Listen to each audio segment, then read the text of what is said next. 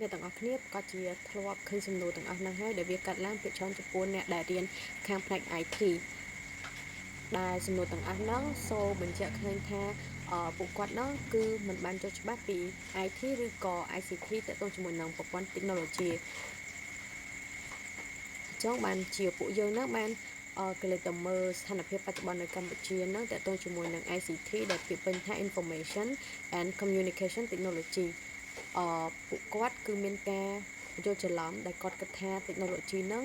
គឺជាការ hack ឬក៏ការជួសជុលម៉ាស៊ីនអីនឹងជាដើមហើយមួយវិញទៀតគឺតាក់ទងជាមួយនឹងចំណេះដឹងតាក់ទងការផ្ដល់ឲ្យនៅសាលាហ្នឹងគឺនៅមានកម្រិតដោយជាពិសេសហ្នឹងគឺនៅ high school គឺលោកគ្រូអ្នកគ្រូគាត់ focus ទៅលើឲ្យសិស្សហ្នឹងគាត់យល់ច្បាស់ពីគណិតរូបគីមីដើម្បីការប្រឡងអញ្ចឹងទៅហើយមួយវិញទៀតគឺតាក់ទងជាមួយនឹងតម្រូវការទីផ្សារនៃប្រព័ន្ធdigital ហ្នឹងគឺច្រើនប៉ុន្តែអ្នកដែលចេះនៅជំនាញ digital ហ្នឹងគឺមានចំនួនតិចអញ្ចឹងអ្នកដែលពួកគាត់ដែលមានចំណេះដឹងខាងtechnology ហ្នឹងតិចគឺពួកគាត់ពិបាកស្វែងរកនៅការងារធ្វើហើយដោយសារតា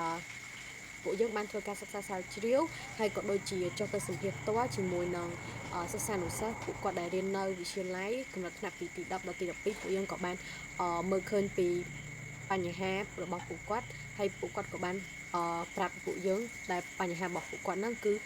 ទីមួយហ្នឹងគឺពួកគាត់អត់បានទទួលនៅចំណេះដឹង digital ហ្នឹងគឺគ្រប់គ្រាន់គឺពួកគាត់ទទួលបានតិចមែនតើហើយមួយទៀតហ្នឹងគឺពួកគាត់complain មកពួកខ្ញុំថាពួកគាត់នឹងអត់ចេះប្រើ Microsoft Tool ដូចជា Word ឬក៏ PowerPoint ទេ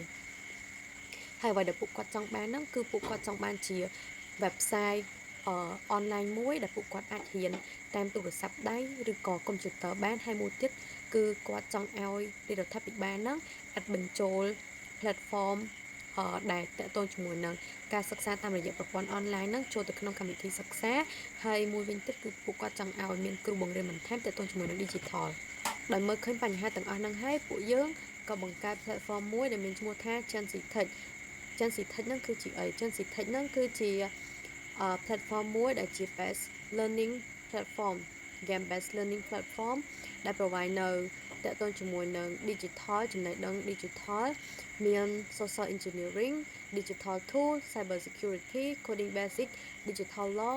ITE ឬក៏ AI ជាដើមដែលវាសុទ្ធសឹងតែជាចំណេះដឹងពេញនិយមនៅក្នុងប្រទេសកម្ពុជាយើងបច្ចុប្បន្ន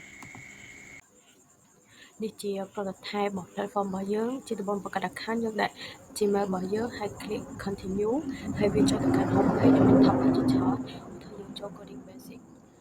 ហើយវាមាន function អីច្រើនហើយចូលទៅកាន់ introduction of coding ហើយយើងអាចអាន introduction ហ្នឹងបានហើយដើម្បីលេងយើងចុចប៊ូតុង take quiz now ហើយយើងក៏ឈានចូលទៅកាន់ mode ដែលមាន multiplayer ហើយ single player សម្រាប់ single player មាន easy ហើយនិង challenges សម្រាប់easy អត់មានវិនាទីតែបើ challenges មានវិនាទីសម្រាប់យើងហើយសម្រាប់ multiplayer យើងអាច invite friend ឲ្យគាត់មកលេងជាមួយនឹងយើងបាន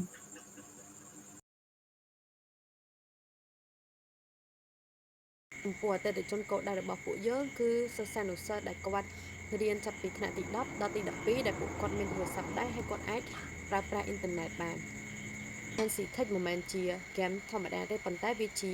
platform មួយដ៏សំខាន់នៅក្នុងការឲ្យសិស្សានុសិស្សហ្នឹងគាត់អាចស្វែងយល់ហើយរៀនទាក់ទងជាមួយនឹង digital ព្រមទាំងអាចសប្បាយ enjoy ផងដែរហើយមួយវិញទៀតគឺទាក់ទងជាមួយនឹង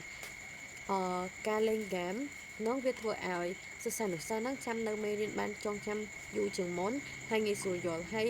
មួយវិញទៀតវាជំរុញឲ្យសេដ្ឋកិច្ច digital ហ្នឹងមានការរីកចម្រើនដោយសារតែពួកគាត់នឹងបានយល់ដឹងច្រើនទាក់ទងជាមួយនឹង digital ហើយពួកយើងក៏បាន research នៅចំនួនអ្នកដែលប្រើប្រាស់អ៊ីនធឺណិតគឺមានចំនួនរហូតដល់ទៅ67.5%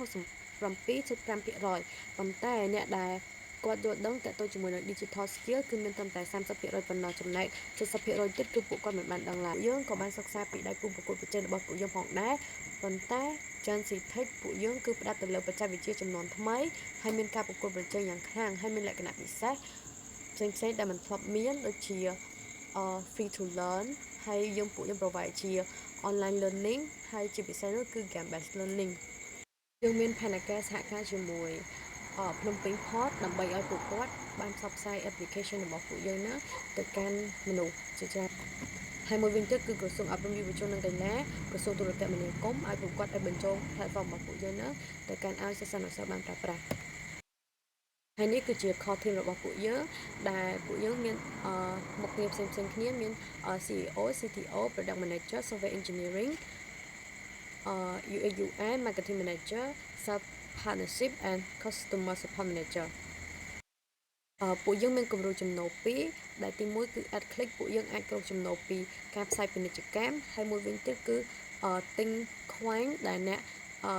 លេងហ្គេមហ្នឹងគឺពួកគាត់អាច unlock មេរៀនថ្មីហើយក៏ជាជំនួយនៅក្នុងការគាត់ឆ្លើយសំណួរនៅក្នុង